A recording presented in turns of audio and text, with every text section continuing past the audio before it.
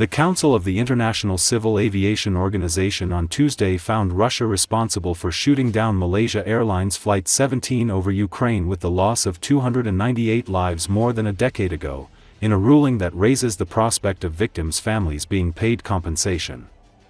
A Dutch-led international investigation concluded in 2016 that the Amsterdam-Kuala Lumpur airliner was shot down on July 17, 2014, from Ukrainian territory held by separatist rebels using a Buk missile system delivered from Russia. Moscow denies any involvement in the MH17 tragedy.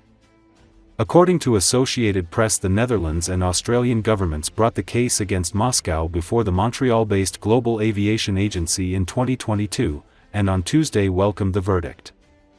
The International Court of Justice wasn't an option, because Russia doesn't recognize The Hague, Netherlands-based court's jurisdiction.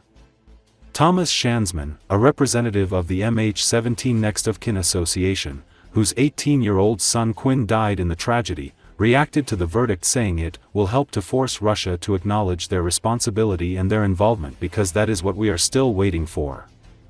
The Council found that Russia had violated the Convention on International Civil Aviation, known as the Chicago Convention, which requires that states refrain from resorting to the use of weapons against civil aircraft in flight. It's the first time that the Council, which represents 193 member states, has decided a dispute between governments. Dutch Foreign Minister Casper Veldkamp said that the Council would consider the question of reparations within weeks.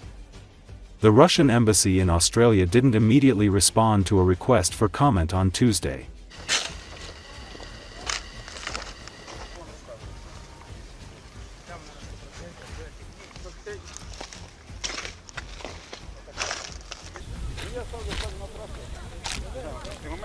Of the crash.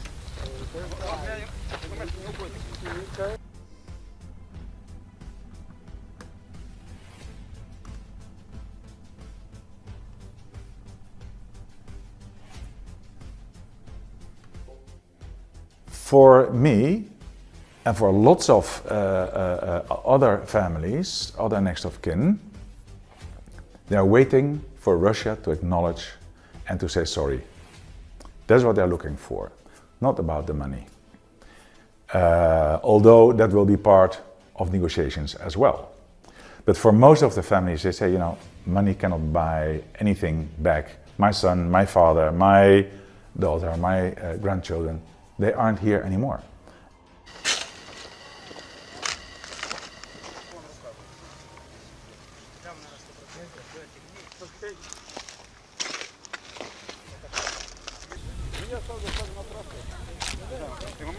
Of the crash.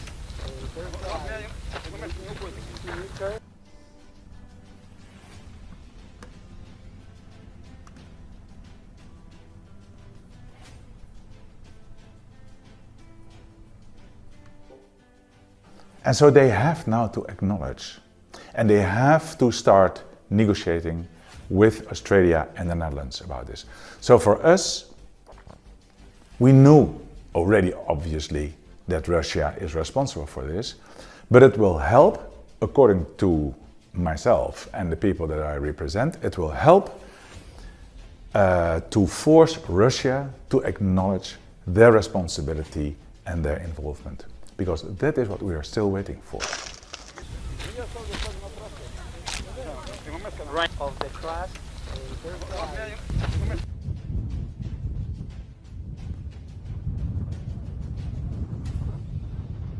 Until today, they deny everything. This is no longer possible with this decision from ICAO.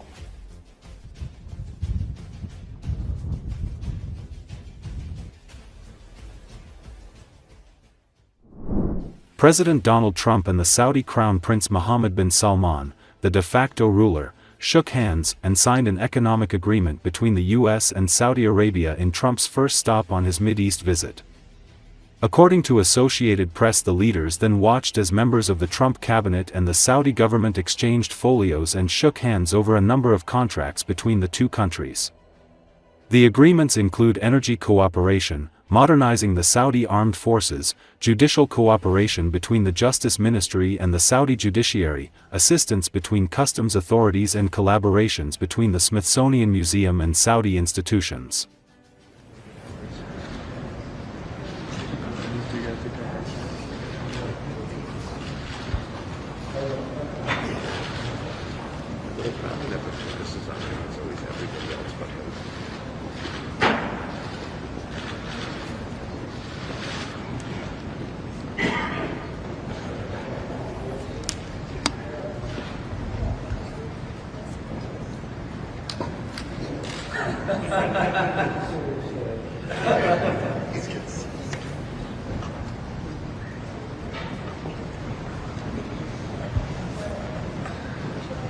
نستأذنكم ببدء مراسم التوقيع على وثيقة الشراكة الاقتصادية الاستراتيجية بين حكومة المملكة العربية السعودية وحكومة الولايات المتحدة الأمريكية. With your permission, we shall now begin the signing ceremony of the Strategic Economic Partnership between the government of the Kingdom of Saudi Arabia and the United States of America. Signing on behalf of the United States, the Honorable Donald J. Trump, President of the United States of America.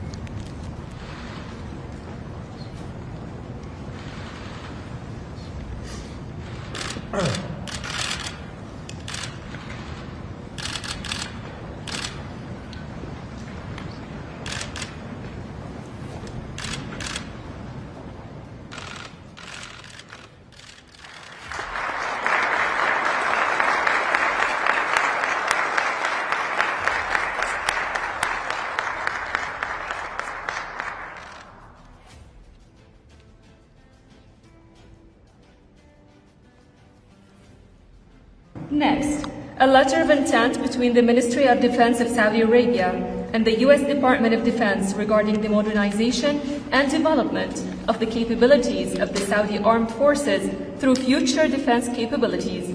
From the Saudi side, His Royal Highness Prince Khalid bin Salman bin Abdul Aziz, Minister of Defense. From the U.S. side, His Excellency Mr. Pete Hegseth, Secretary of Defense.